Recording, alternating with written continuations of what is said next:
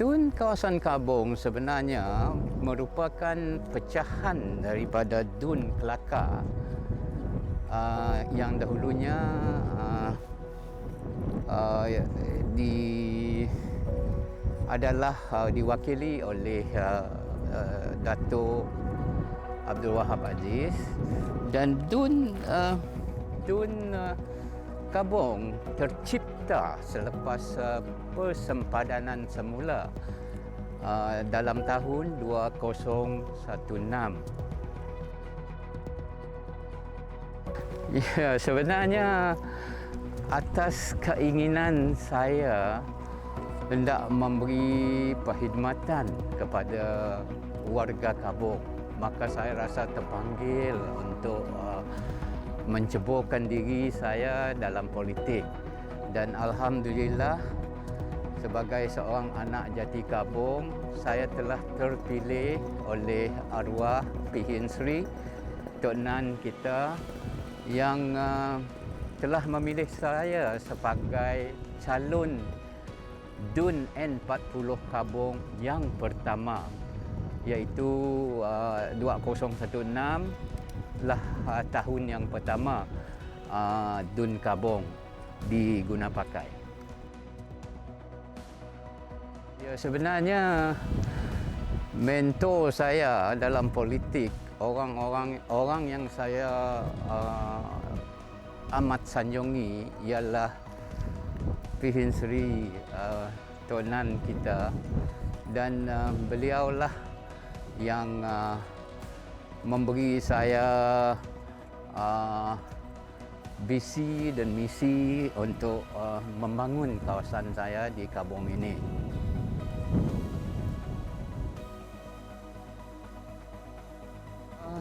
Memang susah nak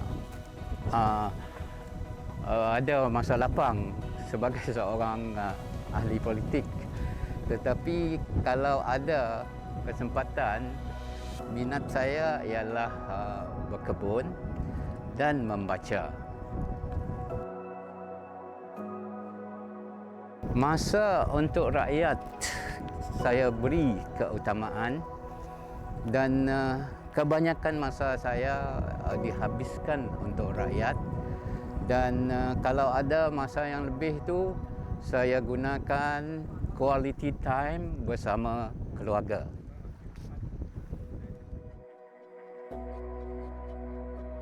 Dun Kabong yang saya nyatakan pada mulanya adalah pecahan dari Dun Kelakar, dan pada 2016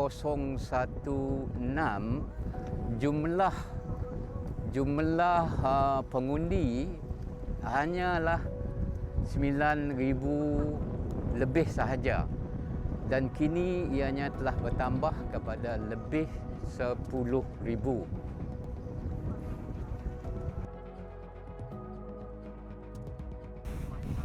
Latar belakang Dun Kabong ini serupa dengan latar belakang daerah Kabong. Daerah Kabong kita mencapai daerah penuh pada tahun 2015, dan daerah Kabong jauh ketinggalan dari berbagai aspek. Pertama sekali, sebagai daerah penuh, masa ini kita belum ada pejabat daerah kita sendiri. Kita masih menggunakan pejabat daerah kecil, tetapi alhamdulillah akan dibina sebuah kompleks pejabat daerah. Ianya telah diluluskan, dan selain daripada itu, projek-projek yang berimpak tinggi yang saya hendak nyatakan di sini adalah sebuah pekan Kabong baru akan dibina di kawasan itu, ya, dekat Sungai Endut itu. Jadi rakyat Sarawak, rakyat Kabong begitu teruja mendengar perkabaran ini. Selain dari itu, sebagai daerah penuh, kita akan membina sebuah masjid baru juga. Dan satu lagi yang dinanti-nanti oleh rakyat Kabong ialah projek skim pembesaran kampung, di mana 200 lot rumah akan ada, di mana ianya hampir-hampir siap. Dan kali ini kita begitu berterima kasih kepada Yang Amat Berhormat Ketua Menteri kerana telah meluluskan projek ini. Dan projek skim pembesaran kampung ini merupakan satu projek yang lain daripada yang dulu, di mana lot itu ditembok dengan tanah, ditembus, mempunyai infrastruktur, longkang, air, elektrik, jalan raya, berturap, semuanya ada. Jadi kita amat berterima kasih kepada Yang Amat Berhormat Ketua Menteri.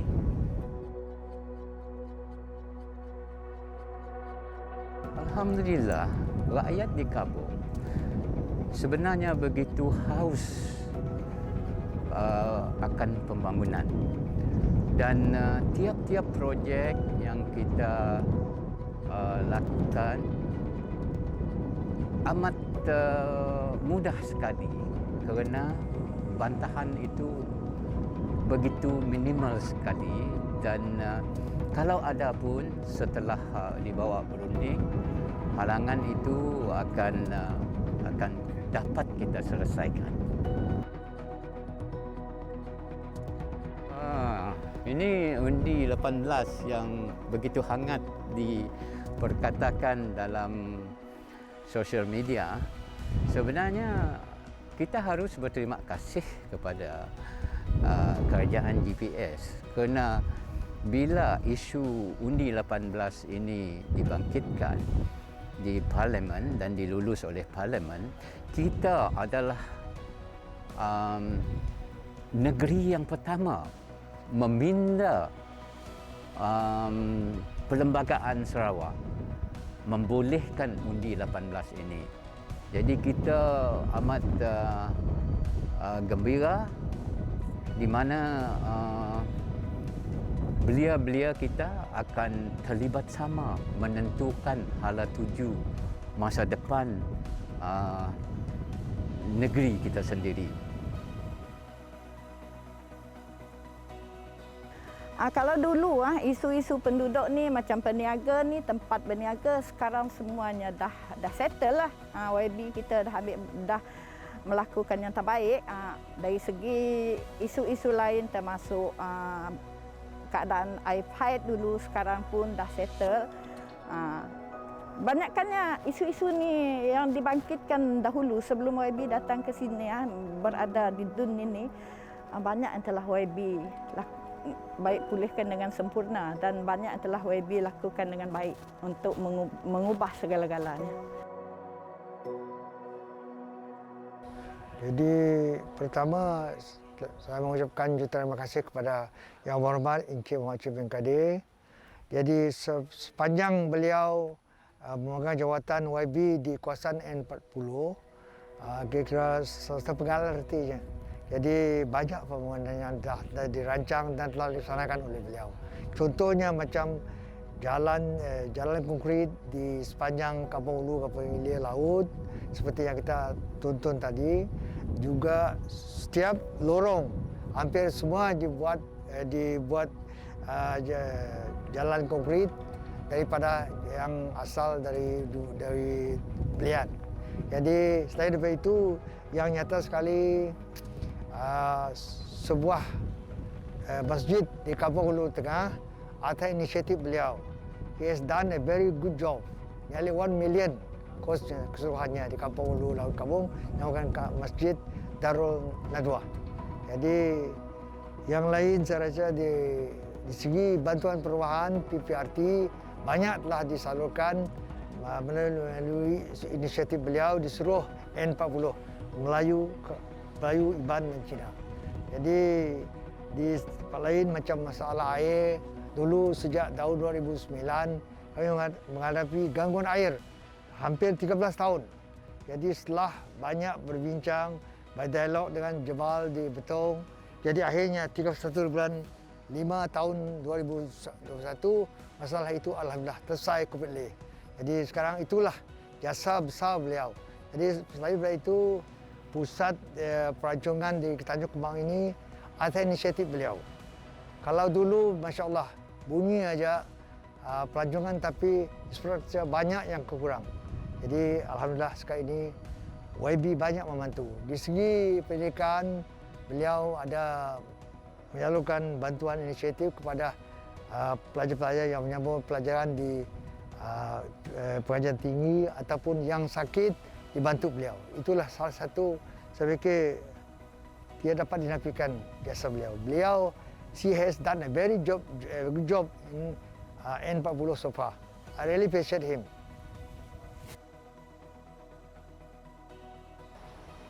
Pembangunan di Kabong adalah amat pesat semenjak YB Yang Berhormat Muhammad Chi bin Kadir adun di Kabong melalui projek-projek RTP, MRP dan baik pulih PPRT.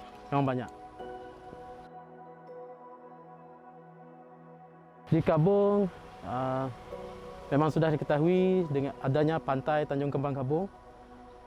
Sebelum pandemik COVID-19 memang selalu diadakan pesta-pesta seperti pesta pantai, pesta layang-layang, terutama sekali peringkat antarabangsa dari luar negara lah, Perancis, Jepun dan sebagainya. Sumbangan terbesar kalau saya lah untuk belia, memang besar sumbangan beliau, terutama sekali kepada amat-amat menyokong kepada aktiviti-aktiviti belia, contohnya badminton, futsal dan petong. Sumbangan kepada petong, beliau telah memberi padang baru. Kalau futsal, baik pulih padang futsal.